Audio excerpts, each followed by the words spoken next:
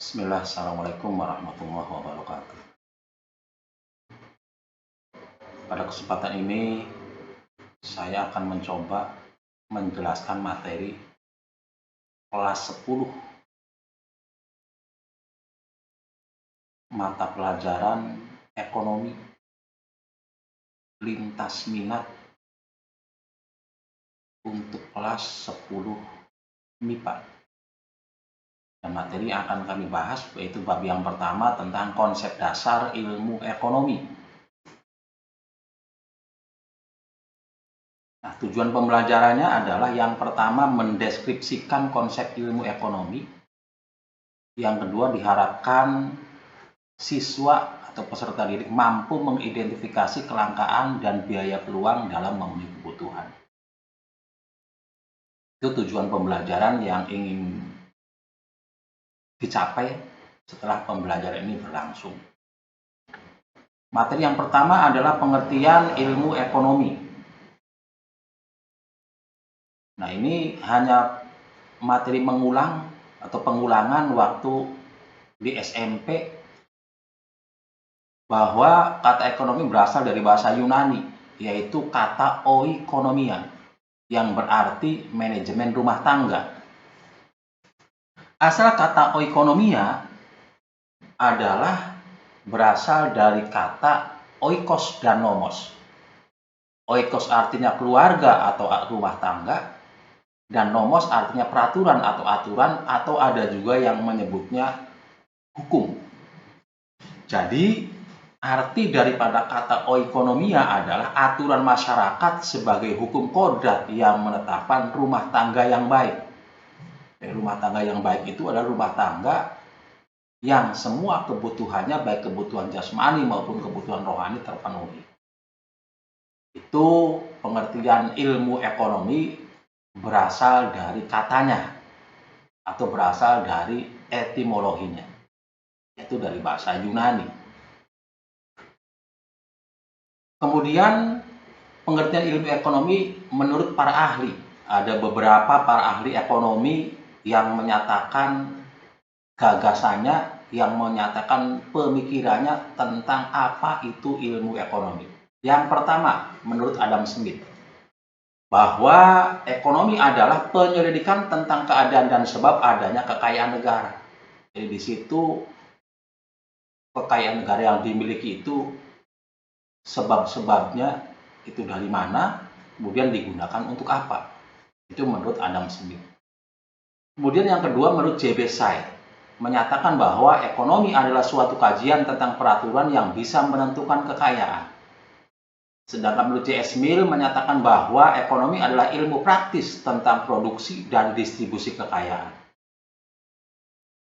Menurut Alfred Marshall menyatakan bahwa ekonomi adalah studi tentang umat manusia dalam usaha mengkaji bagian dan tindakan individu dan sosial yang paling dekat dengan pencapaian dan penggunaan kesejahteraan material.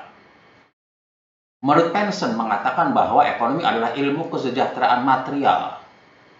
Menurut Gregory Mankiw menyatakan bahwa ilmu ekonomi adalah studi tentang cara masyarakat mengelola sumber-sumber daya yang langka.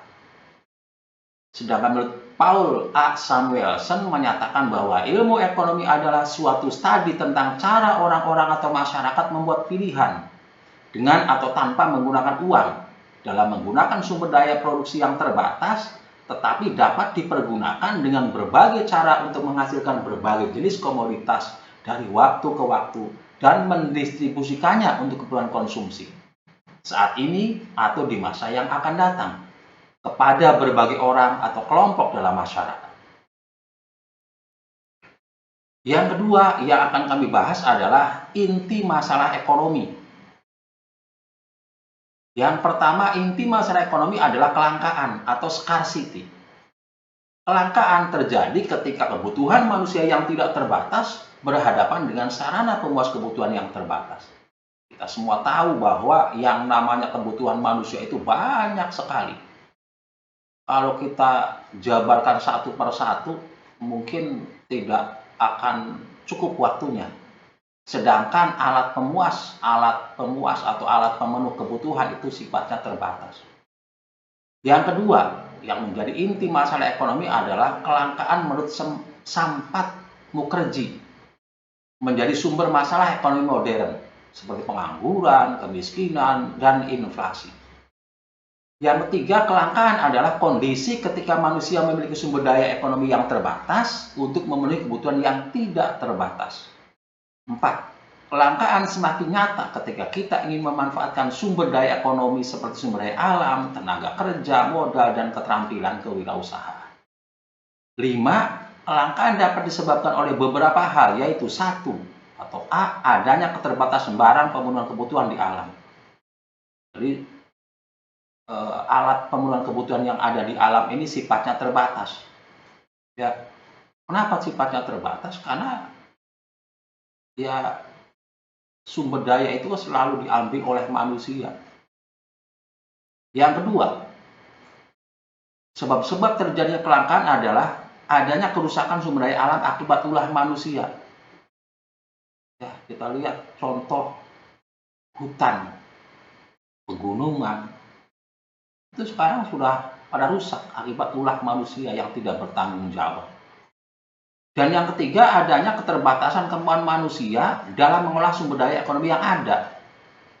Manusia itu terbatas kemampuannya, ya, sehingga tidak bisa mengolah sumber daya yang ada. Dan yang terakhir, adanya peningkatan kebutuhan yang lebih cepat dibandingkan penyediaan sarana pemenuhan kebutuhan. Kebutuhan manusia itu sangat cepat sekali, ya, dibandingkan dengan sarana pemenuhan kebutuhannya, sehingga tidak bisa mengimbangi apa yang dibutuhkan manusia. Nah, itu inti daripada masalah ekonomi. Jadi intinya bahwa timbulnya masalah ekonomi itu disebabkan karena kelangkaan. Apa yang dimaksud dengan kelangkaan? Kelangkaan adalah suatu keadaan di mana pada saat kebutuhan manusia itu banyak sekali, sedangkan sarana pemenuhan kebutuhannya sangat terbatas. Itulah materi-materi yang dapat saya sampaikan pada pertemuan kali ini.